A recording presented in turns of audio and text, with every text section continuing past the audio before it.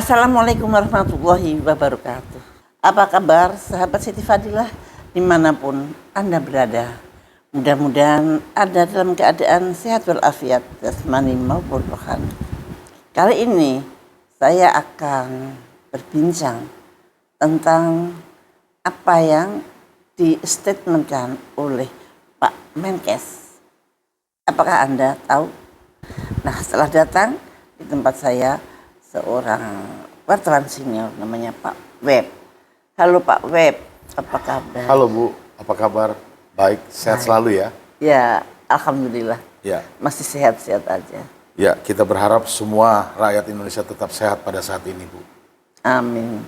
Bu Fadilah, belakangan ini kita mendapatkan kabar bahwa Kementerian Kesehatan merekomendasikan penggunaan Global Initiative on Sharing All Influenza Data atau GISAID sebagai platform bersama berbagi data dan informasi pada patogen yang memiliki potensi pandemi di masa depan.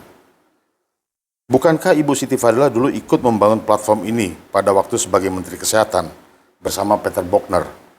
Bisa Ibu ceritakan mengapa Ibu dan Peter Bogner membentuk GISAID ini? GISAID itu lahir pada kira-kira tahun 2007-2008 ketika perjuangan Indonesia mengajukan satu resolusi untuk file sharing dan benefit. Dan kemudian resolusi Indonesia itu diterima. Dan kita mengajukan suatu 6 poin, di mana salah satunya adalah untuk tracking atau untuk memonitor virus-virus ganas di dunia ini agar terpantau dan tidak liar dan kemudian tidak digunakan oleh orang-orang yang tidak bertanggung jawab untuk membuat suatu pandemi. Jadi suatu virus yang ada di dunia ini bisa berkeliaran sendiri atau bisa diliarkan oleh orang. Jadi itu adalah tracking system untuk memonitor virus itu kemana dia pergi. Dan GISAID ini selalu terkait dengan MTA. Jadi setiap virus itu ada keterangannya. Virus itu apa, dari negara mana, mau kemana, tujuannya untuk apa, dan siapa yang menerima, dan sebagainya. Jadi tidak ada dusta di antara kita tentang virus itu.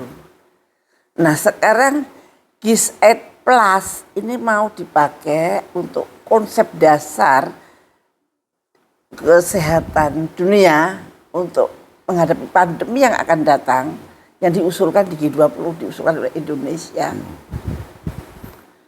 Kalau Indonesia itu konsekuen, mestinya harus sesuai dengan usulan kami dahulu untuk membuat GISAID itu. GISAID itu dibuat bersama-sama dengan Jerman waktu itu. Dan kebetulan yang menentukan, yang memilih itu adalah Indonesia, kita milih GISAID. Dan sekarang pun Presiden GISAID juga sangat familiar dengan Indonesia, dengan kita. Nah, kalau GISAID Plus, saya nggak tahu plusnya apa. Kalau seperti yang ditulis oleh media bahwa Pak Sekjennya mengatakan bahwa semua negara yang menemukan suatu virus yang potensial untuk ganas maka dikirim ke GISAID, Nggak ngomongin MTA, nggak ngomongin apa-apa. Kalau caranya seperti itu, maka GISAID nanti nggak ada bedanya dengan Genome Bank. Kalau dia seperti Genome Bank, akibatnya orang-orang bebas membuat vaksin kalau mereka bisa menguasai sequencing-nya. Lah apa seperti itu? Saya kira enggak. Kalau saya lihat langkah-langkah untuk membuat justru pembuatan vaksin itu disentralkan gitu, centralized. Hanya orang-orang tertentu yang bisa menentukan vaksin apa yang dipakai, dari mana virusnya, bagaimana caranya. Itu. Mengapa Ibu pada waktu itu berpikir untuk bisa men-tracking asal-usul virus dan mengetahui kemana virus itu akan pergi? Supaya orang-orang yang jahat tidak bisa membuat suatu bioweapon dari virus. Karena dengan di tracking dari virus itu ke monitor, maka dia akan ketahuan di tangan siapa dan dipakai apa. Jadi orang-orang yang mencuri itu untuk pandemi gitu diledakkan, nah jadi bioweapon bisa aja. Jadi kalau GIS-8 ini juga dipakai, tapi tanpa adanya MTA, tetap akan berbahaya. Ya. Karena tidak bisa di-tracking kemana perginya virus-virus tersebut. Yes. Nanti kalau misalnya ada tracking tersebut, bagaimana MTA itu bisa bekerja untuk ikut memonitoringnya, Bu? MTA itu kayaknya masih menjadi kontroversi di dunia ini karena tentu saja ada orang-orang yang anti MTA karena tidak bisa berbuat semaunya. Tapi sebetulnya MTA ini sebetulnya adalah untuk melindungi bangsa di dunia, bukan hanya Indonesia atau umat manusia, umat manusia di dunia. Karena kalau tracking itu berjalan, tracking sistem itu berjalan, maka akan sangat sulit untuk membuat bioweapon dari virus manapun. Akan ketahuan, oh ini virus dari Indonesia, oh ini virus dari mana. Dan menurut saya GIS-8 selalu menghargai virus itu berasal dari mana, dari negara mana, genomnya seperti apa. Jadi yang ada di dalam GIS-8 ini, selain data genom, juga ada sequencing daripada virus itu sendiri yang harus dijaga ya, Bu? Data genom ya sequencing itu. Harus sequencing ada virusnya sendiri. Ada di GIS-8 semua. Ya. Lah kalau itu seperti genome bank, semua kan bebas untuk mengambil atau persoalannya kan timbul sebetulnya kalau suatu institusi besar mau membuat satu vaksin yang diambil virus yang berasal dari Thailand misalkan. Thailand. Nah ini kan dia mesti minta izin ke Thailand dan sebenarnya. Dan kalau sekarang kan kita nggak tahu. Ketika virus-virus dibuat vaksin, pakai virus apa sih? Baru sekarang kita tahu katanya dari virus Wuhan. Virus Wuhan bisa dijadikan vaksin dengan metodologi seperti Sinovac. Bisa juga dibikin vaksin dengan metodologi mRNA maupun DNA. Tetapi yang mereka gunakan adalah virus Wuhan yang ada di tahun 2019.